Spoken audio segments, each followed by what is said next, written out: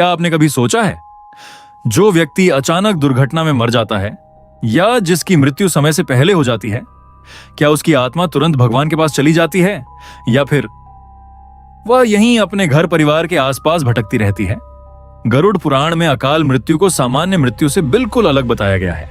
कहा गया है कि जब किसी मनुष्य की आयु पूरी होने से पहले ही किसी कारण उसकी मृत्यु हो जाती है तो उसकी आत्मा को तुरंत शांति प्राप्त नहीं होती। आज की इस वीडियो में हम जानेंगे अकाल मृत्यु क्या होती है, मृत्यु के तुरंत बाद आत्मा के साथ क्या होता है, क्या वह अपने परिवार को देखती है, क्या उसे अपने शरीर से अलग होने का दुख होता है और आखिर उसे मुक्ति कब मिलती है। वीडियो को अंत तक जरूर देखिए क्योंकि अंतिम बात शायद आपकी सोच बदल दे। गरुड़ पुराण के अनुसार जब किसी व्यक्ति की मृत्यु उसकी निर्धारित आयु पूरी होने से पहले हो जाती है उसे अकाल मृत्यु कहा जाता है। इसके कई कारण बताए गए हैं। सड़क दुर्घटना, आग में जलना, डूब जाना, बिजली गिरना, हत्या, युद्ध, प्राकृतिक आपदा, ऐसी मृत्यु अचानक होती है।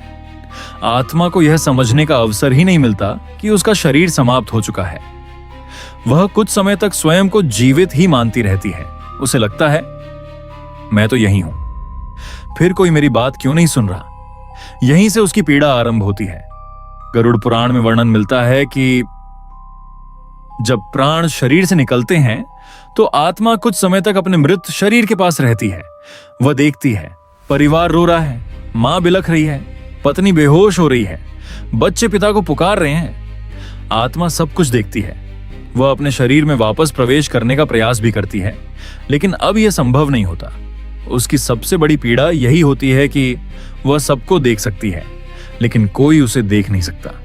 यही असहायता उसे भीतर से तोड़ देती है। जब तक अंतिम संस्कार नहीं होता, आत्मा अपने शरीर के आसपास बनी रहती है। उसे आशा रहती है, शायद अभी मैं फिर से उठ जाऊं, शायद यह सपना हो। लेकिन जब अग्नि शरीर को भस्म करने लगती है, तब पहली बार आत्मा को यह स्वीकार करना पड़ता है, अब यह शरीर मेरा नहीं रहा। गरुड़ पुराण के अनुसार यही क्षण अत्यंत दुखद होता है। आत्मा अपने पूरे जीवन को याद करती है। उसे अपने अधूरे कार्य, अपने परिवार, अपने छोटे बच्चों, अपने माता पिता, सबकी चिंता सताने लगती है। गरुड़ पुराण में वर्णन है कि मृत्यु के बाद यमदूत आत्मा को उसके कर्मों के अनुसार अपने साथ ले जाते हैं। यदि व्यक्ति पुण्यात्मा था तो आत्मा को अपेक्षाकृत कम कष्ट होता है। यदि उसने जीवन में पाप किए हों तो यममार्ग की यात्रा कठिन बताई गई है। अकाल मृत्यु के प्रसंगों में विभिन्न परंपराओं में यह भी माना जाता है कि कुछ आत्माएं अपने अधूरे कर्मों या तीव्र आसक्ति के कारण कुछ समय तक अशांत रह सकती हैं। हालांकि गरुड़ पुराण में अंतिम निर्णय और आगे की गति को कर्मों तथा ईश्वर की व्यवस्था से जोड़ा गया है। श्राद्ध, तर्पण और धार्मिक विधियों का महत्व भी इसी संदर्भ में बताया गया है, ताकि दिवंगत आत्मा की शांति के लिए प्रार्थना की जा सके। गरुड़ पुराण और हिंदू परंपरा में बताया गया है कि यदि किसी की अकाल मृत्यु हो जाए तो परिवार को धैर्य रखना चाहिए। धार्मिक विधि से अंतिम संस्कार, श्राद्ध, तर्पण, दान और ईश्वर का स्मरण दिवंगत आत्मा की शांति के लिए किए जाने वाले महत्वपूर्ण कर्म माने गए हैं। साथ ही जीवित लोगों के लिए भी यह मानसिक और आध्यात्मिक सहारा प्रदान करते हैं। दोस्तों, गरुड़ पुराण हमें डराने के लिए नहीं, बल्कि जीवन का महत्व समझाने के लिए है। यह सिखाता है कि जीवन अनमोल है। हर क्षण का सदुपयोग करें, सत्कर्म करें और अपने परिवार के साथ प्रेम पूर्वक जीवन बिताएं। किसी की मृत्यु कब होगी यह मनुष्य के नियंत्रण में नहीं है, लेकिन हम अपने कर्म, व्यवहार और जीवन की दिशा अवश्य चुन सकते हैं। दोस्तों, पिछले भाग में हमने जाना कि अकाल मृत्यु के बाद आत्मा अपने शरीर से अलग होकर कुछ समय तक यह समझ ही नहीं पाती कि उसकी मृत्यु हो चुकी है। वह अपने परिवार को रोते हुए देखती है, अपने शरीर को देखती है, लेकिन किसी से बात नहीं कर पाती। अब सवाल उठता है, जब मृत शरीर को श्मशान ले जाया जाता है तब आत्मा कहां होती है? क्या वह भी अपने शरीर के साथ जाती है? क्या वह अपना अंतिम संस्कार देखती है? आइए गरुड़ पुराण में वर्णित पारंपरिक मान्यताओं के आधार पर इसे समझते हैं। जब परिवार के लोग मृत शरीर को अर्थी पर रखते हैं, 4 लोग कंधा देते हैं और हर कोई बोलता है, राम नाम सत्य है। उस समय पूरा वातावरण दुख से भर जाता है। गरुड़ पुराण की परंपरागत व्याख्याओं में कहा गया है कि आत्मा इस अंतिम यात्रा को देख सकती है। वह अपने ही घर को अंतिम बार देखती है, वह उस कमरे को देखती है जहां उसने वर्षों तक जीवन बिताया, उस आंगन को जहां बच्चों की हंसी गूंजती थी, वो दरवाजा जहां से रोज काम पर निकलती थी, लेकिन आज वह लौटकर अंदर नहीं जा सकती। यही मोह आत्मा को सबसे अधिक व्याकुल करता है। जैसे ही अर्थी श्मशान पहुंचती है, लकड़ियां सजाई जाती हैं, परिवार के लोग रोते हुए अंतिम दर्शन करते हैं, कुछ लोग चुपचाप आंसू बहाते हैं, कुछ लोग ईश्वर का नाम लेते हैं, और तभी शरीर को चिता पर लिटा दिया जाता है। परंपरागत मान्यता के अनुसार आत्मा इस पूरे दृश्य की साक्षी हो सकती है। उसे अब भी लगता है यह मेरा शरीर है, इसे मत जलाओ, लेकिन प्रकृति का नियम बदलता नहीं। मुखाग्नि दी जाती है, धीरे धीरे आग पूरे शरीर को घेर लेती है। जिस शरीर को वर्षों तक सजाया, जिसकी रक्षा की, जिसके लिए दिन रात मेहनत की, वही शरीर अब पंच तत्वों में विलीन होने लगता है। गरुड़ पुराण की परंपरा में कहा गया है कि यही वह क्षण है जब आत्मा को अपने शरीर से पूर्णतः अलग होने का गहरा अनुभव होता है। उसे समझ में आता है अब यह शरीर मेरा नहीं रहा। उसी समय आत्मा को अपने जीवन के अनेक दृश्य याद आने लगते हैं। बेटी की मुस्कान, मां का स्नेह, पिता का आशीर्वाद, पत्नी का साथ, बच्चों की मासूम बातें उसे याद आता है। काश मैंने परिवार के साथ थोड़ा और समय बिताया होता, काश मैंने क्रोध कम किया होता, काश मैंने किसी का दिल न दुखाया होता। गरुड़ पुराण का संदेश यही है कि मृत्यु के बाद धन, पद और अहंकार साथ नहीं जाते, मनुष्य के कर्म ही उसके साथ चलते हैं। यहां एक महत्वपूर्ण बात समझनी चाहिए। गरुड़ पुराण यह भी बताता है कि प्रत्येक आत्मा की आगे की यात्रा उसके कर्मों के अनुसार मानी जाती है। जिसने जीवन में सत्य, दया, सेवा और धर्म का पालन किया, उसकी यात्रा अपेक्षाकृत शांत कही गई है।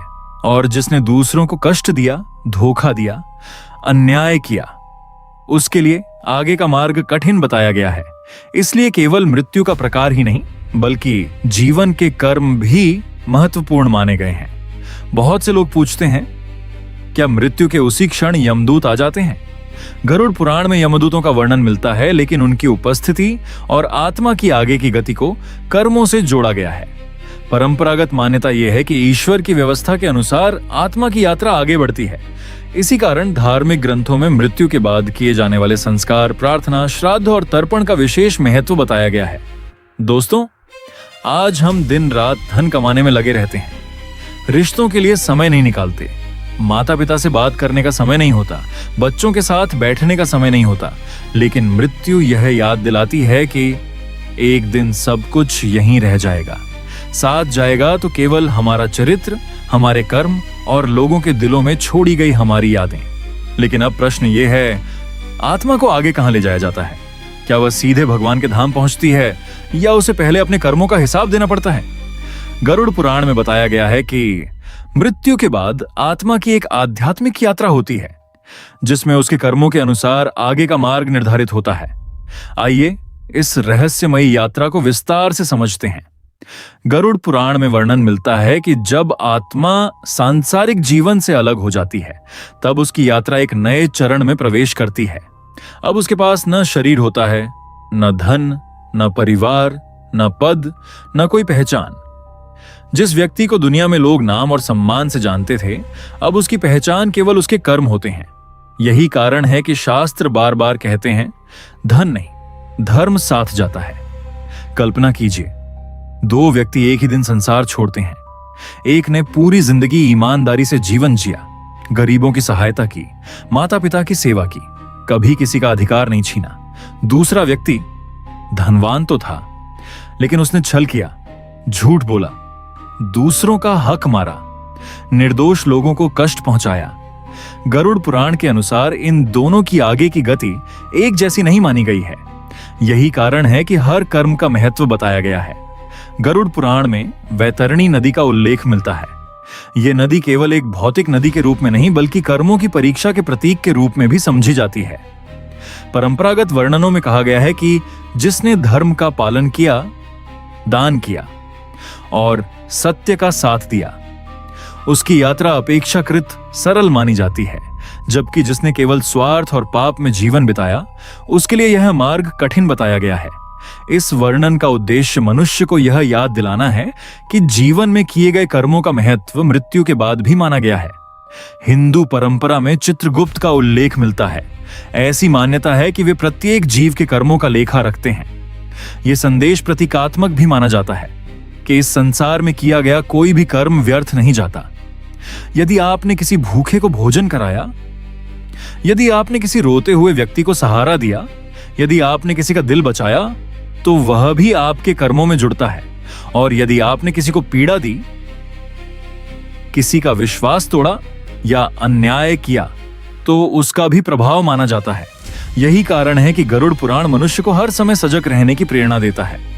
बहुत से लोग सोचते हैं कि अकाल मृत्यु होने का अर्थ है कि आत्मा को अवश्य ही कष्ट मिलेगा, लेकिन गरुड़ पुराण में यह नहीं कहा गया कि केवल मृत्यु का प्रकार ही सब कुछ तय करता है। मुख्य महत्व कर्मों का बताया गया है। यदि किसी व्यक्ति की मृत्यु दुर्घटना में हुई, लेकिन उसने धर्म, दया और सत्य का जीवन जिया, तो उसकी आत्मा की गति भी उसके कर्मों के अनुसार ही मानी जाती है। इसी प्रकार यदि कोई व्यक्ति लंबी आयु जीकर भी अधर्म करता रहा, तो केवल अधिक आयु होना मुक्ति की गारंटी नहीं माना गया। दोस्तों, आज हम अक्सर सोचते हैं यह अभी तो पूरी जिंदगी पड़ी है, बाद में भगवान को याद कर लेंगे, बाद में अच्छे काम कर लेंगे, लेकिन मृत्यु कभी समय बताकर नहीं आती। यही कारण है कि हमारे ऋषियों ने कहा, अच्छे कार्य करने के लिए कल का इंतजार मत करो। यदि माता पिता जीवित हैं, तो आज ही उनके साथ बैठो। यदि किसी से मनमुटाव है, तो आज ही उसे समाप्त करो।